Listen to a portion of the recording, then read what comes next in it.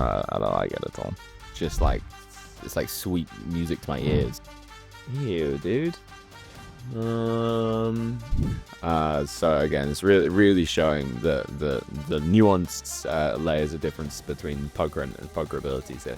Welcome back to How Good Are They Really? Today, we are going to be looking into Gary Blackwood.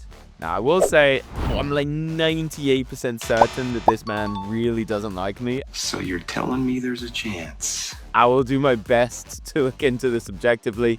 If you dislike everybody that dislikes you, it's going to be a miserable existence. I also want to clear something up from the last few episodes. So here's the list of where we've ranked people so far. And this has been based on how good I think that they are to learn poker from. That's different to how good are they at poker. So let me now recalibrate this list to how good they are at poker. Now, as you can see, Mariano and Brad are a little bit higher up and the Corey's a little bit lower. The reason that I had that the other way around, and I'll continue to have that the other way around, is that when Corey is explaining his thought process, it's so much easier to emulate. He's using range analysis, he's targeting parts of his opponent's range. With someone like Mariano, for example, first of all, he's using his YouTube channel to market himself to get into high-stakes games. Salute to you. But when people are watching that and it's not obvious that he's doing that, what's going to happen is that they're going to just, they're going to emulate a monkey see, monkey do, and you guys are going to be the monkeys. So what I'm trying to do is I'm trying to sort through who's good to learn from and who's not so good to learn from. With all that said, excuse the wet hair, by the way, just got to look at myself. It's like 5:30 in the morning, or it's almost 6 in the morning. I've been up for 2 hours, by the way. Welcome to my life. I don't know if you guys want to hear more about my business life, by the way. It's going bananas. I'm going to have a lot of meetings today and, whatever. Let's look at Gary Blackwood for now, though. I found a video where he's playing at the Vic. Now, I've grinded at the Vic a lot in my life. I moved in right next to there just so I could grind it. These chips were my life. These black ones are kind of new. I don't know what's going on there. But let's see how he plays the Vic. I can definitely give some analysis of how this is of how he should play in these stakes. Go subscribe to Gary's channel, by the way. I feel like I'm not subscribed to Gary's channel. Like, boom, boom, boom, subscribe, bam. Go do that. Let's share the wealth of people watching this. Let's get a good uptick on his channel. I got a strike on my last episode. Some of you may have noticed that it got put up and taken down. It got zinked by the deep state, nonetheless. I don't know why. Don't know what happened there. So I'm gonna take out all the ads for like lifetime masterclass and things like that. Go look for that yourself if you want to find it. But one thing I know that I can say is that there is a meetup week, in fact, coming up, and I'm putting my heart, soul, and balls and sperm into this meetup week, and we're actually doing the biggest step. We're doing 25K's worth of coaching content giveaway. It's bananas how much we're giving away. Welcome to 2025, doing 25K. So if you want to find more about that, link is in the description. There's also going to be like playing all of the stakes. Very, very excited for this. God, I'm getting like paranoid thoughts about what I can and can't say, but I know this is fine. Come join me, come play me. There'll be like bounties on my head and stuff like that. If you've ever wanted to get coached by yours truly, one-on-one, this is also a time to have that, to win that. That's all I can say. Enjoy the episode, beautiful people. Peace. Wish me luck. I'm super happy to be back at the Victoria Casino in London, my home stadium if you like. Off to an awful start, however, in this 2-5 game. Look how many hands I get in the first 25 minutes containing a deuce. It is relentless. Here's a little montage of all of them. A little concerned I'll be getting deuces all night before finally picking up a playable hand in the form of ace 7 of diamonds in the small blind. Already, I'm liking his style of articulation. And after just watching the Mariano one, I know this is a personal preference, and some of you are going to prefer X and some of you are going to prefer Y. I like a little bit of up and down. And so even when there's something as boring as getting just trash, if you can make that fun for somebody to watch, I dig that. Like, Corey's the go to doing that kind of stuff. I've got the straddle going in this 2-5 game. The button is raised to £25. I put in the re-raise, I make it £100 to go, and everyone just folds. This is the first pot of the night coming my way. You're allowed to flat that, by the way. I think, if I remember correctly, Gary's used to be an online cash game player. So he's going to play a lot of like 3-bet or fold out the small blind, but you're allowed to flat these things. Suited aces play really, really well multi-way, but fine. The small blind is raised to £30. I'm going to make the call here out the big blind in position versus the original raiser, and the straddle calls as well. We go 3 ways to the flop. It's a very low, very connected 6-4 deuce with 2 clubs. The small blind checks, and I decide to bet out here with my third pair. I bet out for £30. And the straddle puts in the raise here. He makes it £105 to go. The small blind gets out the way, and with my pair and my gut shot, I of course make the call. Everything so far is probably the exact same that I would do. The turn is an offsuit deuce. I check it on over to my opponent, and he bets again, this time for £100. Very interesting sizing here. So it would be nice to see what stack size the opponent's on. Something you're allowed to do here, by the way, is turn your hand into a bluff, because it really feels like he's just going to turn up like ace-6. The problem is that if he has got a boat, he might also go the sizing. But what this is not is a complete bluff, unless the guy is a beluga whale. But even beluga whales tend not to bet exactly 100. This is something you can really pay attention to in live poker. That when people use exact sizes, it often means something very specific. People tend not to bluff with exact sizes, like with a 1-chip thing. It just doesn't feel chunky. So people tend not to bluff with it. And also, people are more likely to call when you use a 1-chip thing as well. It's a lot. There's a lot to this stuff that people probably underestimate. strange bet size here in position, betting 1/3 the size of the pot. It's kind of throwing. Oh, so you guys won't pick this up. You guys won't pick this up. Like 99% of you won't pick this up. Strange bet size in position. That's a GTO concept, and it's a higher level one as well. So generally, you can simplify game trees, and often people do this, and solvers end up doing this themselves anyway. But using bigger sizes in position or checking seems to be like a pretty common thing. That being said, in exploitative land, small sizes in position is completely fine for a bunch of different reasons. But you can that's just like a very good tell that he's a GTO-y player, but also on a certain level, which is quite high. Pull me off a little bit. I'm not 100% sure if we can call here, but we're getting a decent price, and there's a lot of draws that he could have here. So I do go ahead and make the call. We see a 9 roll off on the river. I checked my opponent, and it's last aggressor to show first here. Yeah, you expect when your opponent bets that size, it's either a boat and he's trying to get you in with your weak draws, or usually it's just something like a6, 6-5, something like this. Some kind of like showdown-y, value-y stuff. If it's a bluff, your opponent is a beluga whale. So he starts turning over his hand. He's got 6-5 off here, and I have to search nation of Swear on my life, I've not seen this. not being able to beat a weak. So that's the reason you're allowed to raise on the turn. By the way, you can just make it like 1,000 on the turn. If the board weren't paired, it's a lot better, because then he wouldn't have his boats in his range as well.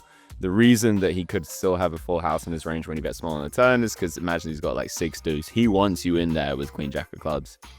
But in often these kind of situations, when people bet small, they're just trying to get to a river relatively cheap, but they don't want to give you a free card, stuff like that. If you just make it 1,000, they end up folding their entire range.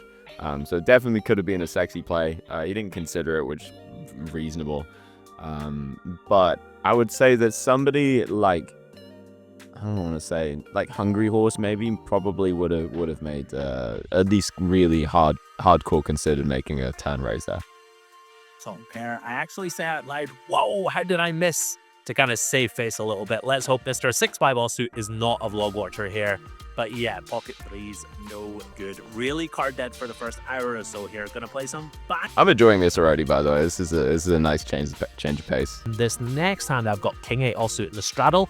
The big blind is raised to £30, and I, of course, defend. Can 3-bet this hand sometimes, but decide to just call this time. Go heads up to Queen 4 deuce with 2 hearts, and my opponent c-bets for £20. All right, I'm going to predict that Gary's going to use this as a check raise bluff candidate. GTO is probably going to say that's completely fine.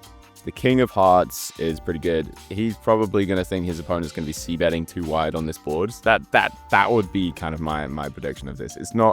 It might be good enough to check call, but probably not quite good enough. You probably want even like King 9 with a King of Hearts is better to check call. King 10 with the King of Hearts for sure.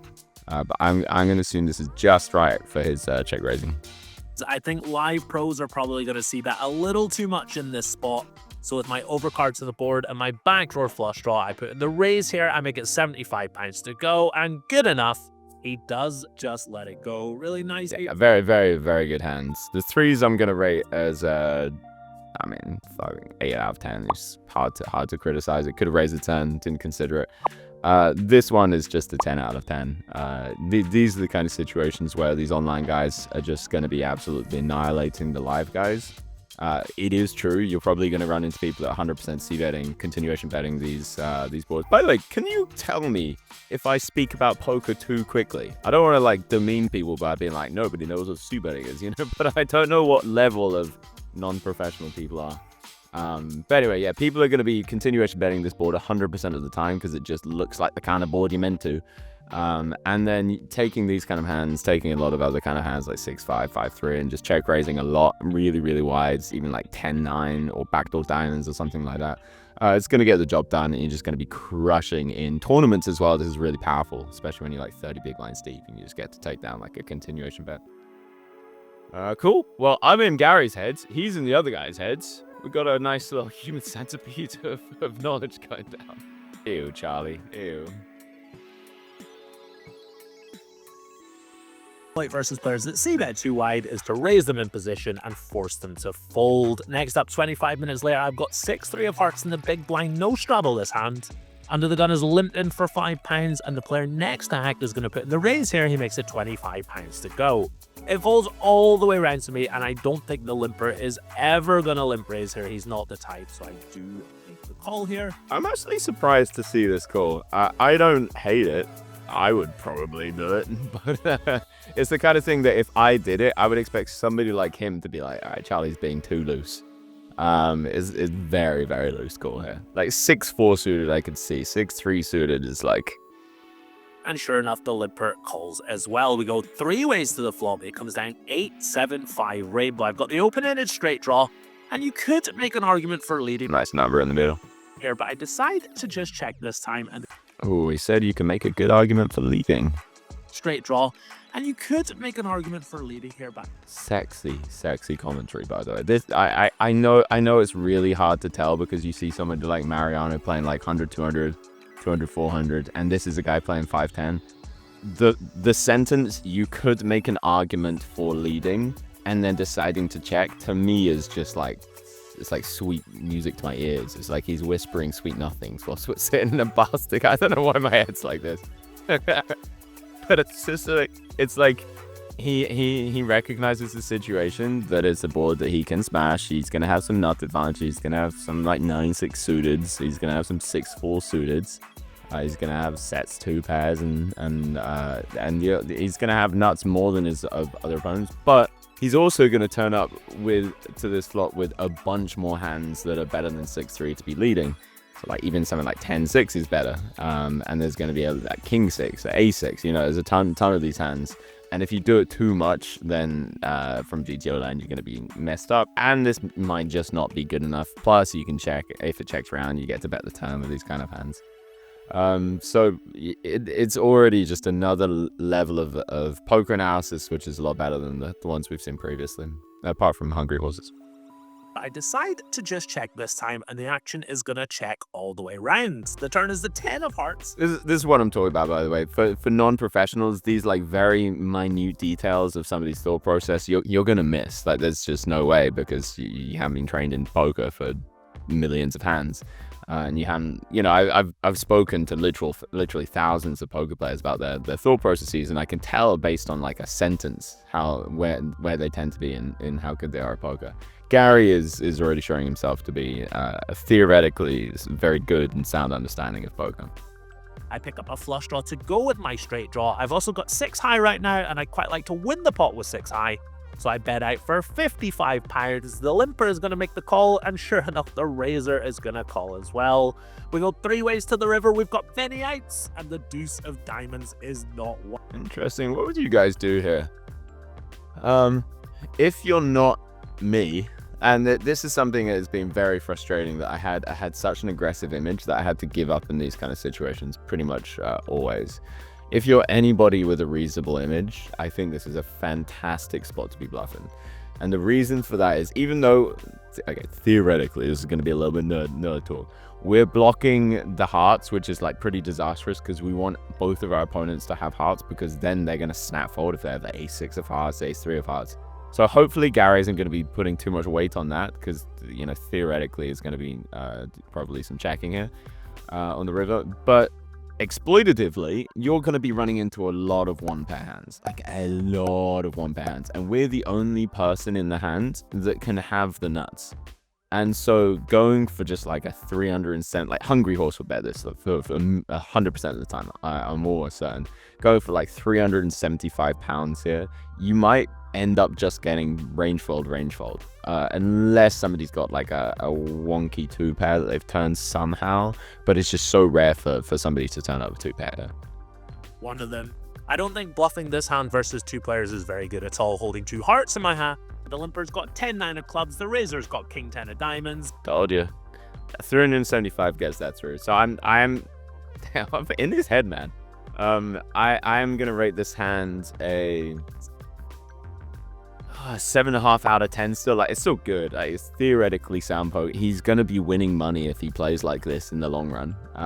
But it's just like lacking that extra layer of exploitivity, where you can pounce on capped ranges where people are just gonna fold near to 100% of their range. So these 2 hearts in your hand, theoretically, for sure, you know, you want your opponent to have the 6 or 3 of hearts in the hand. But then on the other hand, it just doesn't matter. Like, mathematically, it's like this much of a difference. Whereas when you're looking at the fact that they're capped and the fact that people overfold their range, that's like this much of the multivariate analysis, is what you want to call it. And I have got 6 high. Can't seem to get anything going so far tonight. This sends me down £300. But the game isn't bad. I'm not concerned about it. So before... Does his voice sound silly to you guys? Because to me, it sounds completely normal. Does my voice sound silly as well? I just think from an American's perspective, this is like probably a funky voice. But, you know, I'm English, so I'm used to it. You see this next clip, let me tell you guys about my vlogging system. I look at my cards, and if I have a playable hand, I wait until it's my turn before I click record. So in this next hand, I've looked down at pocket kings, the hijack is raised, and only when... It's funny, he does that in like a balanced GTO way. I do it in an exploitative way, where when I was vlogging, I would look down at my cards and press record. But then I'd like balance that and do it like in a fake way as well. And I would like sometimes not press record and then 3-bet just to like get in people's heads. This is in private games mostly, but still, it's funny that even in the vlogging style, we've got a GTO versus exploit difference. When it's my turn, do I click the record button, which apparently is a bit of a tell. Oh, he's got a big hand of the camera. Not necessarily. Yes. Oh yeah, that was a tell. When somebody says you've got a big hand and you say not necessarily, right? Maybe that's balanced, but that's probably a pretty big tell. My opponent thinks I've got a nutted hand here because I've turned on the camera. Why couldn't I have just had like an ace-8 suited or a 6-5 suited or something marginal? Why has he absolutely nailed it the one time I've actually got a big hand? Still, I see a bet for a half pot on the jack-6 board with 2 hearts and just take it down. Was hoping for a little more action there with my pocket kings, but next up, we're gonna do a 5-card PLO single board. Whoa, the Vic has stepped up his game. Good to know. And that is surely gonna be action. I've got ace, king, jack, 5, deuce, double suited, and the flop is king, jack, 9 with 2 spades. I just Is it a bomb pot? decide not to bet the flop near middle position because there's 35 other cards at play. Yeah. And I think Good check, good check. here it is gonna just check all the way around. Yeah, with these kind of hands, you really want to see a turn, because you're gonna have the nuts on the turn a decent amount. But if you get it in on the flop versus a bare queen 10, you're not super happy. Plus you can get it in versus like queen 10 set, something, you know. So there's various other bad things that can happen. Flop, and we see the 10 of hearts roll off on the turn. I've now got 2 flush draws. Bet here. Again, I'm not sure. I don't... Betting here would be awful, because if you bet and somebody pots it again, you're just putting so much money in. You have all of the draws. You have every single draw, but you still can't get the money in on the turn. And again, it's just gonna check all the way around. The river is the queen of diamonds, 5 cards trail. Okay, so now you want to bet £5, I think, is the only thing to do here. You want to bet £5 and hope that somebody's going to pay you off with like king queen for the straight. If you guys don't know how PLO works, this is going to sound confusing, by the way, but we have the nuts. Anybody that has ace king, ace queen, ace jack, or ace 10 also has the nuts. If they just have pocket aces, they don't have the nuts. That's how this works. You need to have 2 cards that make the street. Yeah, PLO stuff. But if somebody has king queen, they have the second nuts. So you kind of just need to bet £5 here and hope that somebody's going to pay you off with that, or hope that somebody doesn't know how PLO works and is just going to pay you off and they have just like ace deuce, something like that. And when it checks to me, I bet out for £10 just to see if I crying call. Nice. Or from like Jack 9 or something. The player to my left immediately makes it £100 to go. Oh, that's it's so frustrating. The guy to your left obviously also has the nuts, and you're just like, bro, chill, just cool. Yeah. And now he's obviously, everyone else that doesn't have the nuts is just gonna fold. Go, sigh, chop always, of course. It folds back round to me, and just for fun, 400. There's 4. Idle flush. It's funny. That was funny. All right, I rate this hand a 10 out of 10 for play and for that was a good draw. That's just like the guy's just gonna do it. No, flush. He's drawing. That was good. it was well worth it for the banter. You should have seen his face. Slightly anticlimactic for my first ever 5-card bomb pot. I was kind of expecting fireworks, to be honest. Back to no limit we go, though. And next up, I've got 7 6 of clubs in early position. The game is currently 6-handed, so I bring. These 100 chips are from the downstairs casino, or at least they used to be. So you'd have like 100. There were like these sexy shiny 100 chips. These chips I don't recognize at all. So maybe they've just replaced it. These £5 chips, these £1 chips. I grew up on these. I remember when I got my first 100 chip, I was playing 1-1 at the Vic, and I'm so excited to have a £100 chip in front. I grew up on a council estate, so getting a £100 chip in front of me, oh my goodness. And then losing them all, that was also pretty tough. Bring it in for a raise. I make it £25 to go. The player to my left is going to make the call, and we go heads up to the flop. It is 10-8. Sorry, I missed where we're sitting. EPs. Rainbow with 1. So we've opened early positions. Somebody on our left calls. I decided to c-bet with my gut shot here. I bet out. So Hungry Horse would say you're meant to be checking your entire range here, which he and I are going to be collaborating on some stuff in the future. I'm gonna debate him into the ground on this. I already had a call with him. We talked a little bit about it. I'm very excited. But yeah, I like c-betting small hand. For £30, and my opponent makes the call. 30. Turns it 30 is also completely fine. 10 of clubs. My outs have just multiplied by quite a few. But Interesting. So now here's how you want to break this down. We'll be serious for a second. Having a good time here. You want to go, what's my opponent's range? What am I going to do about it? So your opponent, after calling pre-flop and then calling the flop, he's going to have some 10x, he's going to have pocket 9s, he's going to have some 8x, he's going to have some pocket 8s, maybe some deuces. He'll probably call the flop with 3s through 7s, probably. Then he's going to have some like ace jack of hearts, he's going to have some king queen of hearts, king queen of clubs, ace jack of spades, all of these types of hands if they don't 3-bet too much pre. He's going to have queen jack suited, probably 4 combinations of this. And maybe he's going to be a little bit wider with some jack 9s and things like that, probably not. Depends on the player type. So this is our opponent's range now. What are we going to do about it? The question is, do we want to make stuff fold on the turn? And I think the answer is yeah. I think we got the exact type of hand that loves to double barrel and hates to triple barrel for some kind of like the same reasons we said before about not wanting to blast off too many flush draws theoretically. So what I would probably do here is decide, can we try and make even something as strong as like pocket 9s fold on the turn? So this is like one thought process that you can go for. How much? And the question is, let me ask you this: how much do we need to bet to make pocket 9s fold on this turn? And the answer is going to be like a lot, right? And so then we have to ask, is that worth it doing? And I think intuitively the answer is no. So you'd probably have to bet something like £260 to make pocket 9s fold on the turn. But then I think you're losing a little bit too much versus the 10x. Intuitively, I'd say that. So now the second question is the other side that we can go is to make all of the other stuff fold. So what about pocket 7s or, ace jack high? Well, to make pocket 7s fold, you probably need to bet something like £100. To make ace jack fold, you probably need to bet something like £30. So these are kind of the choices that you can make. I would probably go for something like £105, something like that. Just clear out all of those under pairs. and then also all of the floats and all of these things as well. We have such a good draw that it doesn't matter so much that we're putting in more money versus a 10 because we've still got some outs versus it. So these are the kind of thought processes you really want to be having. What's my opponent's range? What am I going to do about it? And then just focusing like what bluff size really makes sense with our opponent's range. And so this is the way to be thinking about bluffing. And if you value bet and you do it the other way, what's the maximum I can bet to get calls from this part, this part, this part of this range? And then thinking how that's going to play out on rivers and things like this as well. Decide to keep betting. I bet out for £90, hoping to make him fold a hand like pocket sixes or... He's a good poker. There's no two ways about it. He's just a good poker player. As much as I'm pretty sure he hates me, he's just a fantastic good poker player. You know, he's queen ace jack, something like that. But again, he's... We'll see. We'll see. Well, there's still room for me to hate you. But no, he's playing very well. Call. I do improve on the river, but not to a straight or a flush. It is an offsuit 6. I check it on over. Yeah, now you've just got to hope that you had a really bad bet on the turn and he heroed you down with 5s.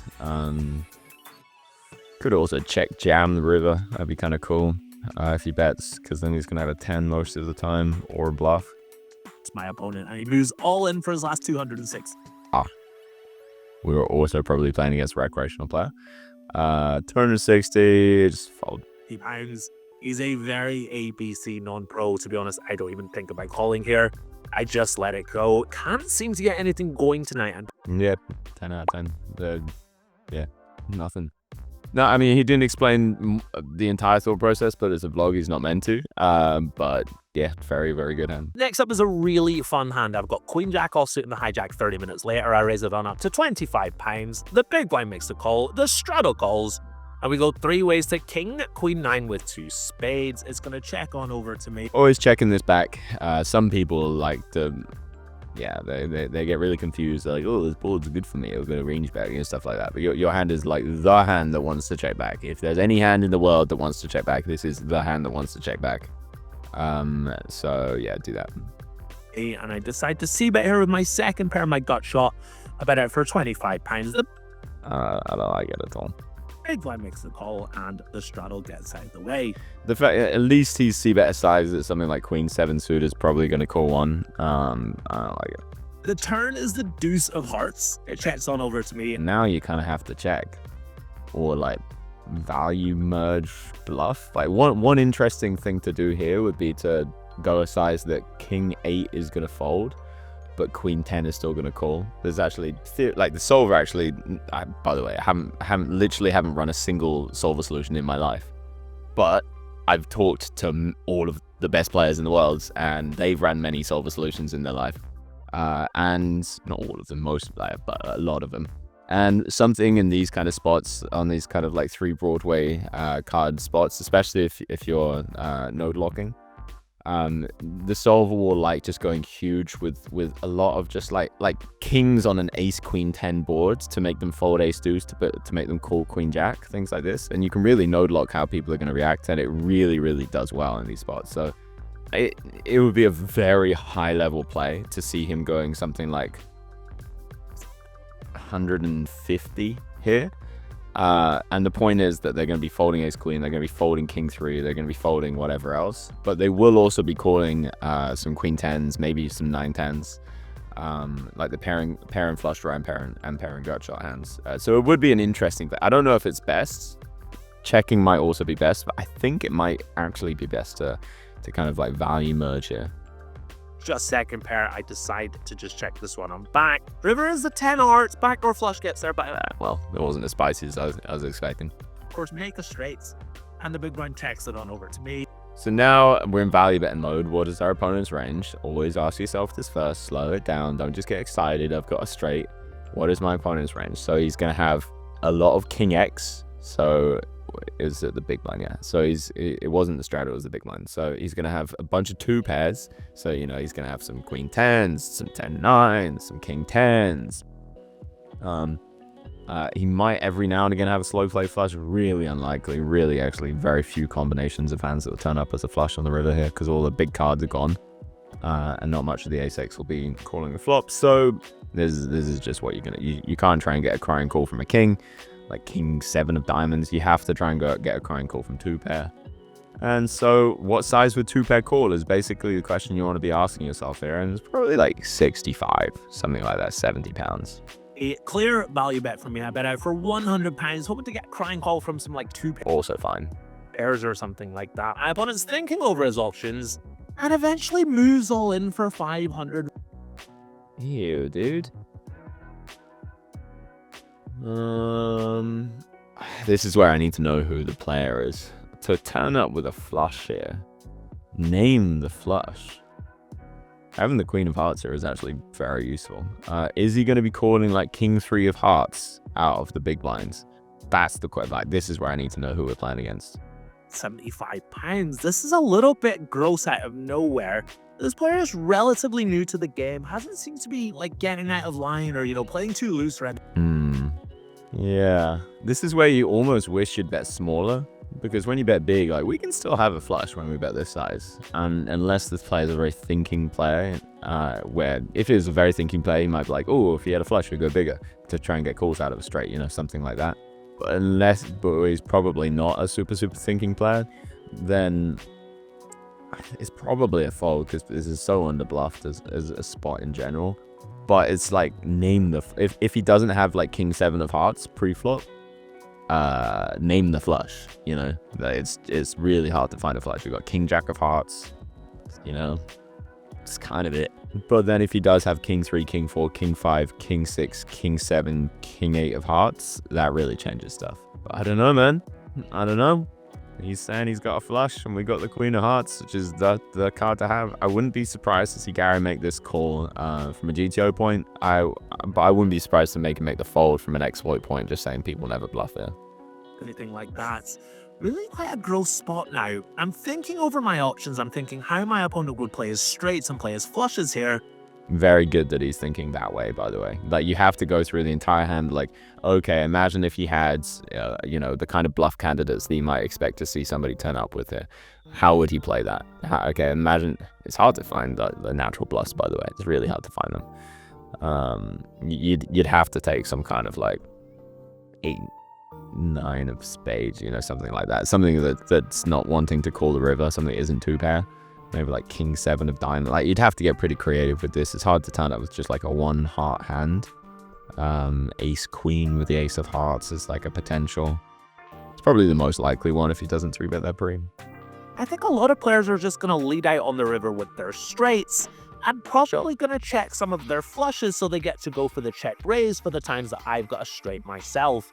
I do have a heart blocker in my hand, but how many flushes does the Queen of Hearts really block here? In the end, I tanked for a very long time.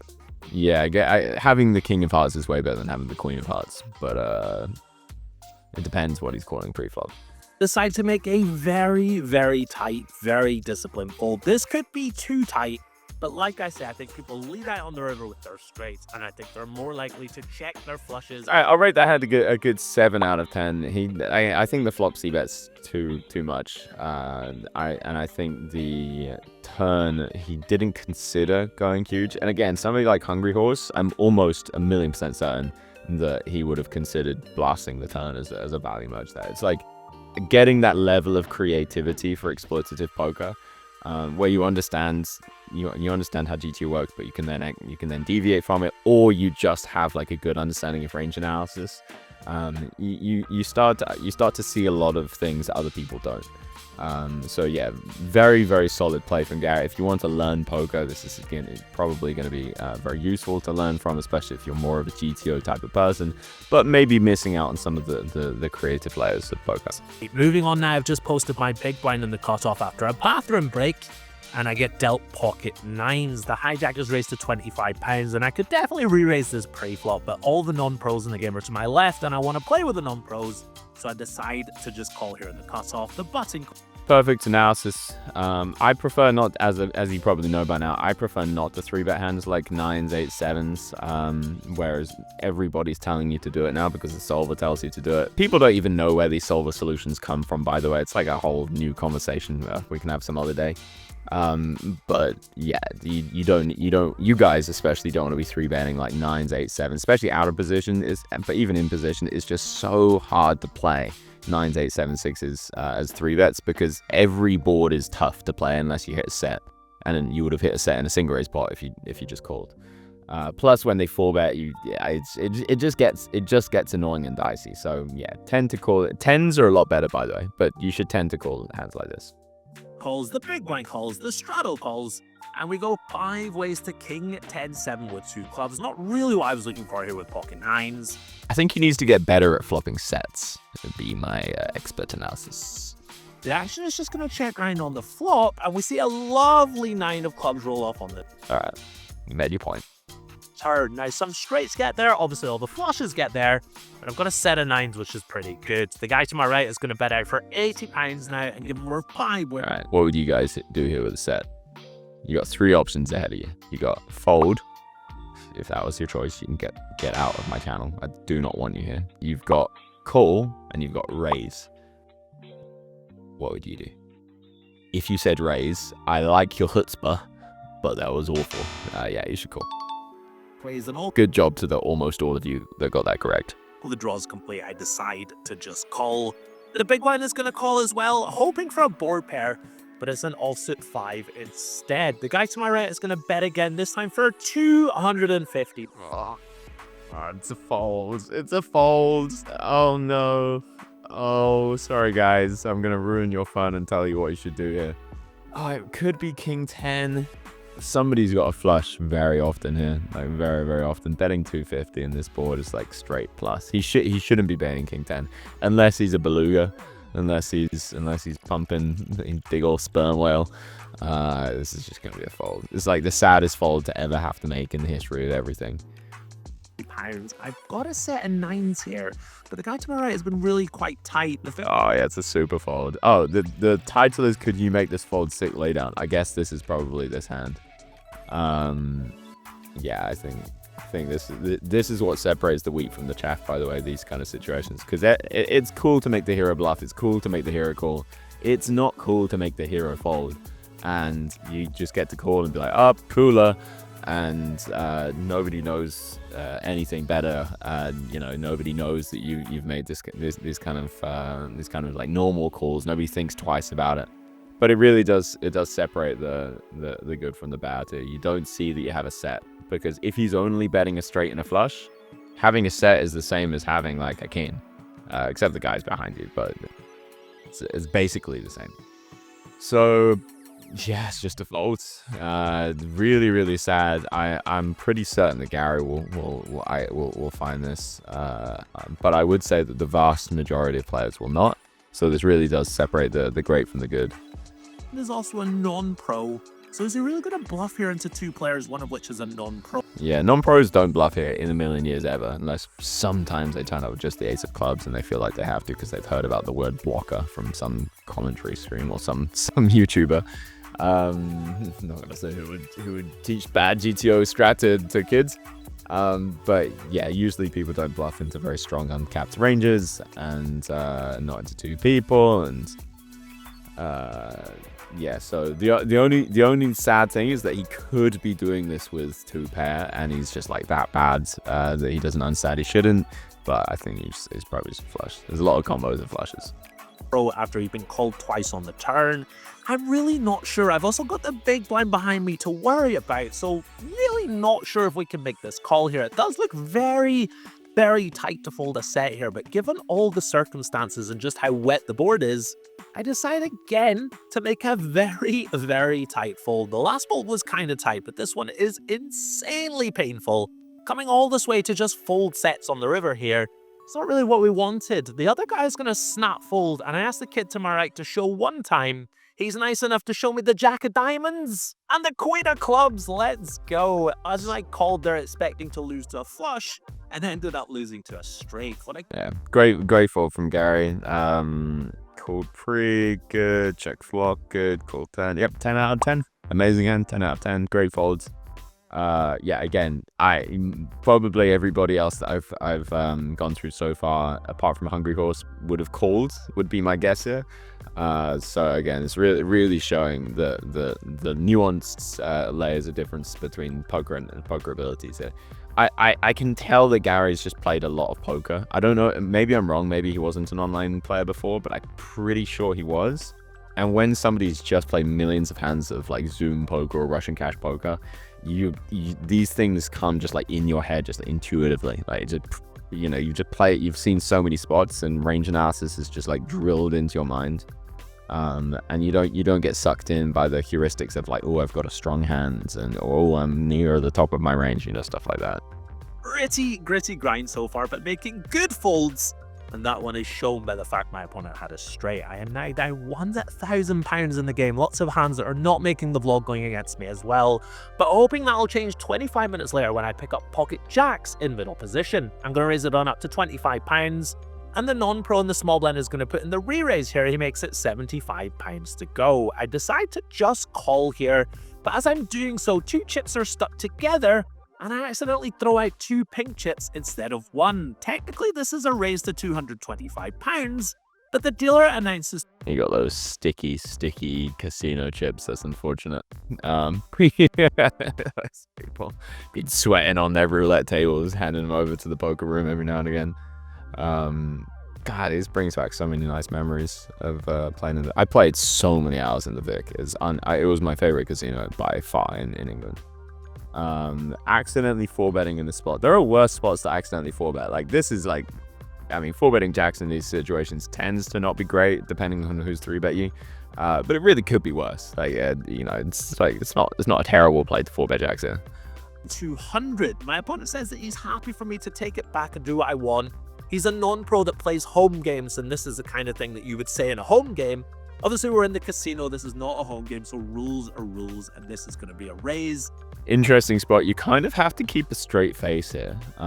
When it's like, oh, you can take it back. You just have to not give away that you want to take it back or not, because the casino will sometimes just overrule. Even if 2 players agree that you want to take the money back, you have to just be like, let's wait for the floor. Because if you're like, oh, okay, I'll take it back, and then the floor comes and says, no, you have to 4-bet, then the other guy can, even if he's a nice guy, he's gonna know that you don't have a really strong hand. So you can, when you 4-bet, you don't go, oops, you just keep a straight face. Yeah, you just, it's in a casino, you just have to assume the rules are gonna be kept. I take my £25 chip back, my opponent makes the call, and it all feels very weird, especially since as I've got a relatively strong hand in the hole. I don't want this to come across as like a... That would be... If you have aces here, and you're meaning to call, and then you accidentally... Like, this would be the... I would be dying of anxiety if I had aces here and this happened. I would be like already preparing an apology, already preparing the YouTube video where someone's like, Charlie Carrel angled me in the Vic Casino. Having jacks here is like just bad enough that it looks credible. But yeah, even there, it's like, is he? If you see somebody do this, you're like, did he just fake a fake 4-bet? A potential angle here. We go heads up to the flop here, and it comes down king at queen 7 with 2 hearts. Man, but it checks it on over. You're almost like glad to see that you're not gonna flop us that here, because at least I am. To me. And I decide to just play very ABC. I'm a little startled as to what's just happened. I check it on back. The turn is the 8 of spades, 2 flush draws on board now. My opponent bets out for £200. I decide, you know what, there's 2 overcards. I do just let it go. I actually tell him that I've got a very strong hand in the hole, and it all feels very weird. He doesn't show. Maybe he's just bluffed me. He's well within his rights. Gary, like me, caring more about the anxiety of coming across like an angler than caring about the money. I like that English sensibility. I'm sure many Americans and other people out there would do the same thing, but it's just like that the money suddenly becomes completely irrelevant. You're just like, I don't want someone to think that I'm trying to angle them like that. It's like a weird feeling. It's a bluff me.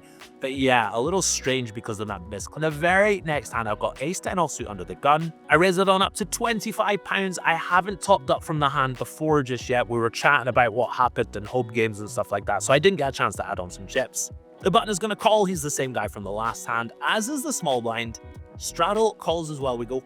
Why has he got question marks on? Oh, you can't see because my camera's there. Wait. Editor, show on the original video. It's got question marks on the profit and stack size. Interesting. Ace to the flop here. It comes down ace 8 3 all hearts. It check. Oh, sorry. Raise under the gun.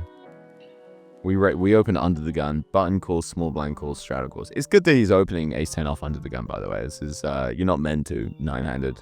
The Vic's usually nine-handed, but the fact that he's doing it pro shows that he's confident outplaying these people post-lock. He's probably also going to be raising like ace-deuce of diamonds under the gun. You can really hammer people, by the way, when they open this wide under the gun. You can start 3-betting real wide. Especially if you've got a tight image. So, cool, got it. Well, we go 4 ways to the flop here. It comes down ace, 8, 3, all hearts. It checks on over to me. And versus 3 players, I think just checking is best here. Yeah, we've got top pair. We've got a nice flush draw to go with it. I think just checking. You can actually bet small here. I think this is going to be a mistake. By betting small here, you get like 20, like 25.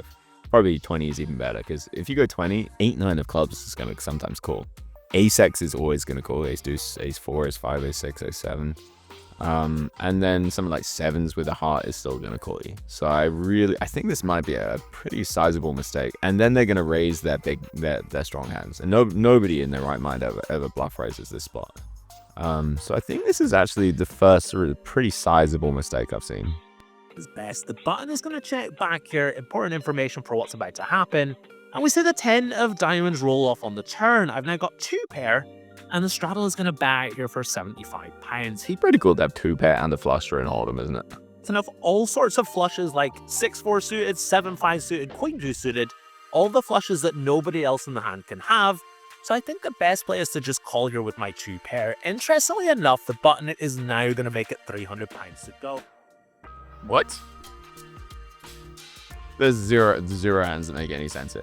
The button is now saying, haha, I tricked you. I checked back the king high flush on the flop. That's all he's saying right now. Right? Because even the jack high, like queen high, you can make an argument for as well. But even the jack, there just aren't that many queen high flushes that he's going to have. Even the jack high flush would be too wide to go for here. Because when you're raising turn, you're also going for stacks on river. And the straddle is going to have like king deuce, king 4, king 5, king 6, king 7, king 9, king 10, although we also have 10 of hearts, king jack of hearts. Like he's going to have a lot of the king high flush, and then he's got all of the queen X as well. So yeah, button's just going bananas. Don't know what's going on. He's like, I trapped you, but now I'm going to tell you that I trapped you on the turn instantly. I'm going to say I've got exactly the king high flush. No idea what's going on. Absolutely not. I assume he's either bluffing or he's got the king high flush, or he's a beluga with some random something. Oh, very, very confusing. He's just checked back the flop 4 ways and is now raising versus a bet and a call. Can he have pocket 10s? I block that really heavily. Does he have the same hand that I have? Really not sure how to give him a range here. The straddle is going to just call here, and I'm really unsure as to what. Yeah, fortunately enough, you have 2 pair here. So you just call and try and hit both. And every now and again, you're going to win the hand in some other way. But when the straddle calls, he's probably got a flush. Every now and again, he's going to have 2 pair, and he's like, what the hell's this guy doing? So that's the way that you can win the hand. Otherwise, you can have the button just is spazzing as a technical term. Don't cancel me for that. Is a technical term. And the straddle can know that he's spazzing and call with some like worse 2 pair. And then it goes check on river, and you sometimes win. And also sometimes you hit an extra 10 and you just win a huge pot. To do. I've only got £700. I didn't sold one from that before. Only having 700 is tough at this spot. You're still cool. Or I've made a couple of really, really tight folds, but I don't think this is a spot where we want to make another really tight folds. I also don't think we can call and leave ourselves like £400 behind on the river. Oh, you can for sure call and leave yourself £400 on the river. But the shoving here would be a big pun, I think. So after about 60 seconds or so of thinking, I decide to just move all in here. Really not sure what the best play is. Yeah, I think this is overplaying your hands. I mean, the problem, the only reason you can call the turn is because you're getting such good pot odds to try and hit both, and sometimes good pot odds for them to just both have worse hands. You're now just giving yourself worse pot odds or worse odds for it depends how you want to phrase it, for those 2 pretty rare scenarios to happen. You can for sure call turn and then just fold river if the button jams, because nobody in their right mind is going to continue their bluffing on the river. especially if it goes like button jams river, straddle calls river. You can save yourself the extra money. So this is again as the punt as win. And does not snap call.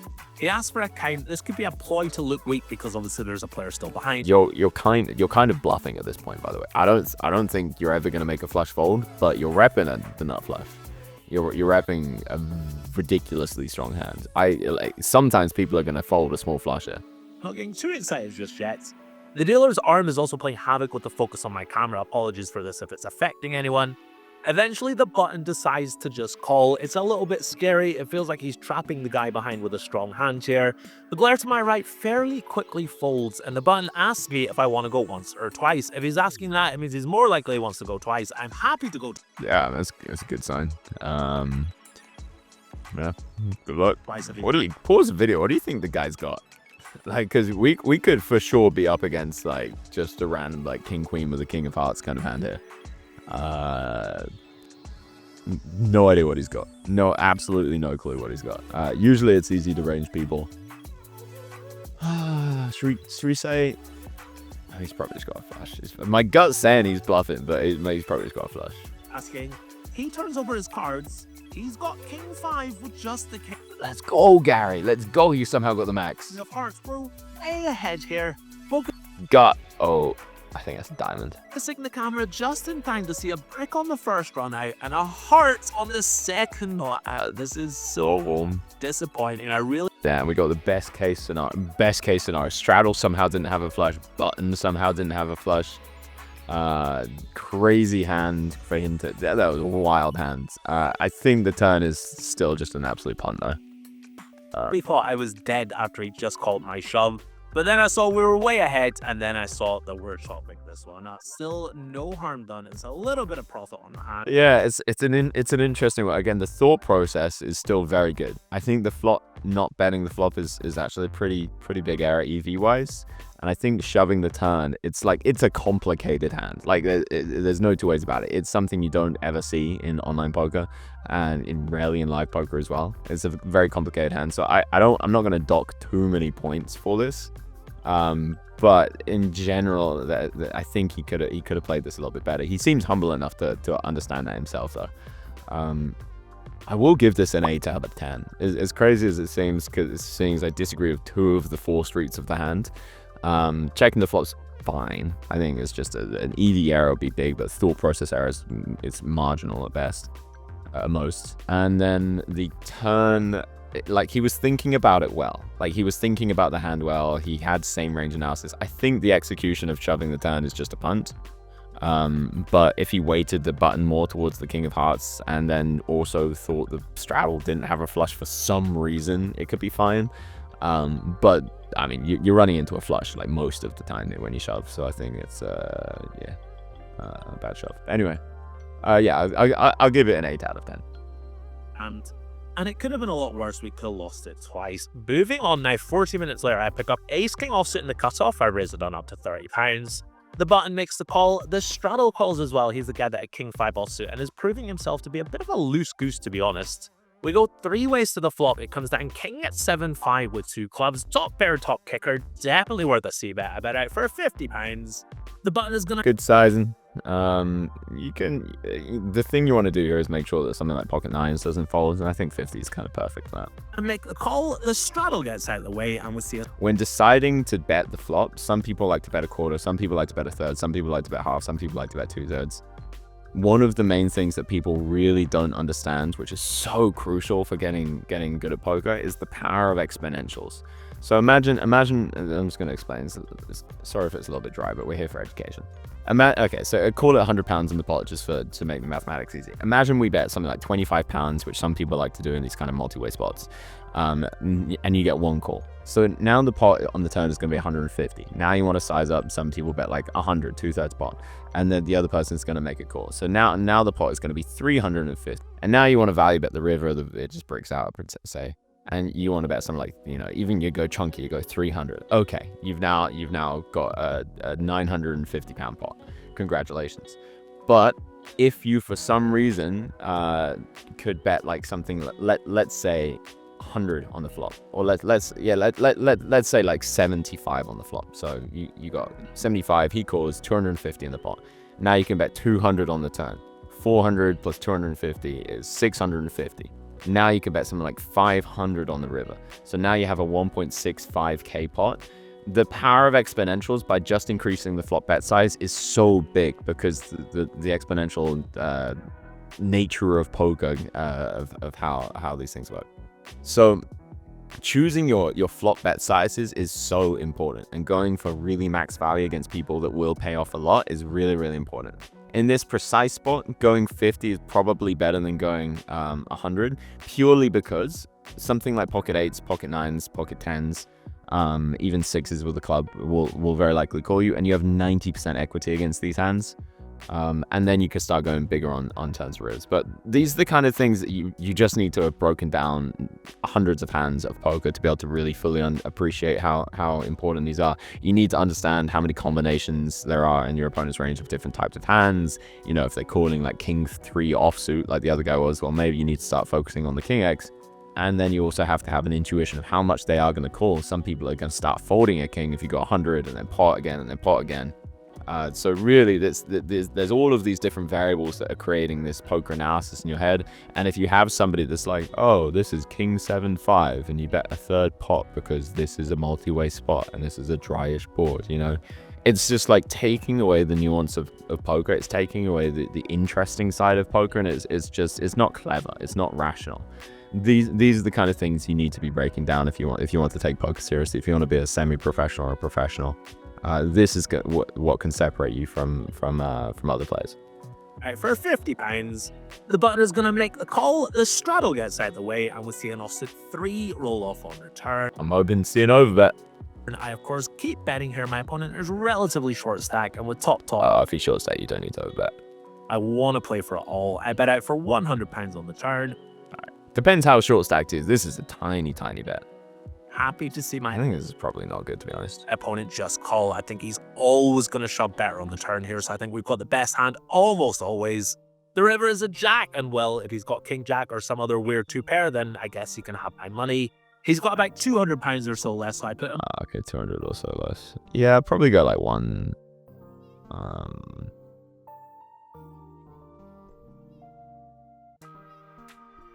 I'd probably go like 130 on the turn, 150 on the turn, something like that. 100 might be fine. The thing is that he's going to be calling a king no matter what. He's going to be calling a flush draw probably, and there's like loads of combo draws. There's loads and loads of combo draws. So like pair and flush draws, combo draws, kind of things. So yeah, it's fine. Happy to see my opponent as always. 3. He's got about £200 or so less, so I put him all in. He does not snap call. He clearly doesn't love it. He mumbles something about time to go home. He eventually... You love to hear that. I turn over my top, and it is good. My opponent can't beat it. He mucks his cards, and after about 5 or 6 hours, I'm finally winning a nice pot outright. Not chopping this one, not running it twice and getting sucked out. I'm finally able to scoop in a nice pot. This is also the last pot that I'm going to play of note. I grind for another 30 minutes or so, but nothing of note happens. So in the end... I'll get some results, yeah. Alright guys and girls, we are done. First things first, I'm going to take up them £88. If I was... Oh, is that just for this session? Okay, I thought it was going to be longer results. So, okay, let me break down some things about Gary. Gary B, right? The way that he thinks about poker is very intelligent. You can tell that he knows poker. He knows pre-flop ranges. He knows how GTO works. He knows a lot of these strategies. If you want to be learning poker, he's going to be somebody, especially if you have that kind of GTO-ish mindset that you want to be considering. He's also got a very good exploitative mind. He's thinking about range analysis, continually thinking about range analysis. So again, if you want to be learning poker from him, he's going to be one of the better ones. But what I'm going to do is I'm going to put him below Hungry Horse. And the reason for that is that I think he's just missing out on a few of the nuances of getting creative in these spots and doing things that are a little bit more outside of the box. And the thing is about outside of the box poker is that if you put it through a solver, and this is what Hungry Horse I know has done, he's like node locked all of these different things. And you'll find people like Yuri Pelag as well, which I'd love to do a video on him.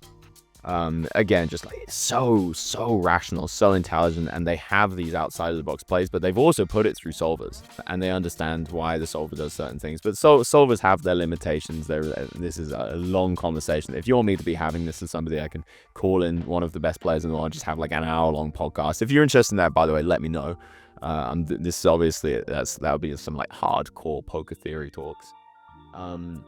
So yeah, I think he's just a little bit inside the box. There are a few spots there that he really could have pounced on something. And then the execution on the ace-10 hand, I think by shoving the turn shows maybe a little bit of lacking discipline, or maybe discipline's not the right word, nuance, something like that. But overall, he's going to be crushing the games that he's playing. He's going to be crushing higher stakes than the ones that he's playing here. I imagine he's going to be winning if he goes to Vegas and he plays like 100, 200s. And yeah, I think it's just if you want to be learning poker, like these are the types of people you want to be learning from. I know I was pretty harsh on Mariano last. And here's a second one of how good he is at poker. I think he'll be in the same ranking for how good he is at poker. He's going to be above Mariano. He's going to be above Brad Owen. And he's not going to be quite as good as Hungry Horse from my perspective at least. So I was harsh on Mariano last episodes, but I'm gonna actually double down on that harshness a little bit. That a lot of people saying that okay, he's advertising because he wants to be in these high stakes games. He's made money in various different ways, and that's his way of getting to the top of the poker world. And salute to that. Like the grind is the grind, the hustle is the hustle. But the thing is, 99% of people aren't going to know that when they're watching play. So when they see him doing these plays and he's not explaining all the time, like, hey, this isn't really how you meant to play poker. People are just going to emulate that, and then they're going to get worse at poker, and they're going to lose money, and it's going to be really annoying because they don't know why, and they don't know what's like. They don't have that. They don't have the nuanced attention to be able to say like, oh, I can learn poker from this person, but I can only watch this person purely for entertainment. Some of you guys are going to understand that, but most people are not. So I'm really going to double down on that. Like this ranking list of how good somebody is to learn poker from, I think is a lot more important. So anyway, who else would you like me to go see? See you next time. Beautiful people. Peace.